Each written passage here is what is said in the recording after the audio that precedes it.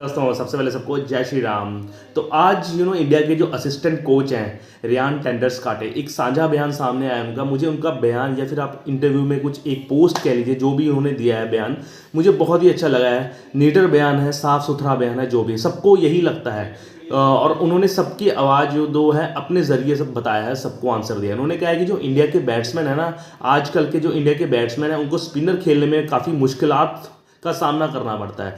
जो पहले के बैट्समैन थे वो काफ़ी अच्छी तरह से खेलते थे, लेकिन जो अब के बैट्समैन हैं उनको मुश्किलात का सामना करना पड़ता है। और ये बात 100% सही है, आप चाहे मानो ना या मानो, हर कहेगा। जिस तरह से इंडिया की बैटिंग लाइनअप खेल रही है ना, मेन चक्कर और भी स्पिनर से, अगर आप स्पिनर ट्रैक ले आओ ना, तो वो कोई गली का अगर डोमेस्टिक का स्पिनर है ना, तो वो भी आउट कर देगा इन सबको, स्पिनर्स को।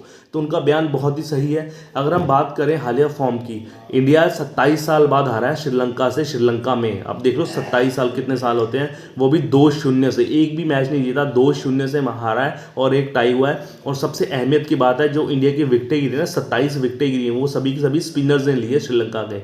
और श्रीलंका के इतने तगड़े स्पिनर्स भी नहीं है वो, जैसे मुरलीधरन होता था, कभी कभार जयसूर्या भी कर लेता था। इस बार तो कुछ भी नहीं स्पिनर, वो तो नए नए स्पिनर्स थे जो इन्होंने विकेट लिए, 27 विकेटें लिए इन्होंने।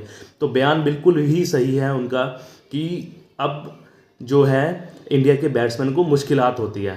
अगर हम बात करना चाहें कि अब आगे क्या हो सकता है, आगे आपके लिए राह बहुत मुश्किल है मेरे ख्याल से, मेरे अकॉर्डिंग, क्योंकि 2025 फरवरी में चैंपियंस ट्रॉफी है और आपके पास सिर्फ 6 महीने से कम टाइम बचा है। और ऊपर से आपके पास वनडे भी खिलाने के लिए सिर्फ 3 वनडे हैं इन 6 महीनों में। आप जब कैलकुलेट करोगे, आज से चैंपियन ट्रॉफी से पहले पहले सिर्फ आपके पास 3 वनडे हैं।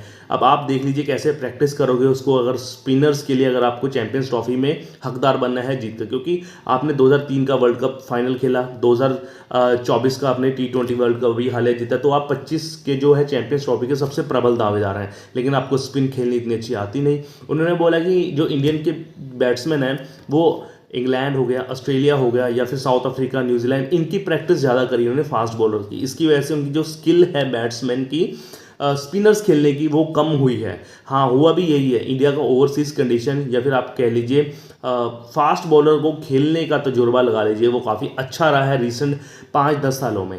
आप ऑस्ट्रेलिया में अच्छा परफॉर्मेंस कर रहे हैं, इंग्लैंड में सीरीज़ नहीं जीते लेकिन फिर भी 1-2 मैच जीते हैं, न्यूजीलैंड में आप सीरीज़ जीते हो, इवन साउथ अफ्रीका में सीरीज़ नहीं जीते लेकिन ड्रॉ करके आया हो, वही काफ़ी है, और वो भी इन तगड़ी कंडीशनों में। तो आपका उन्होंने एक और बोला है, बयान दिया है कि जो आपकी है ना, टेक्निकल फॉल्ट नहीं है ये ज़्यादा, आपको सिर्फ इसमें है अबाउट माइंडसेट लाना पड़ेगा इंडियन बल्लेबाजों को, या फिर सिचुएशन अवेयरनेस लानी पड़ेगी इन परिस्थितियों को उभरने के लिए, स्पिन को उभरने के लिए। मैच अवेयरनेस और माइंडसेट आपका चेंज करना पड़ेगा।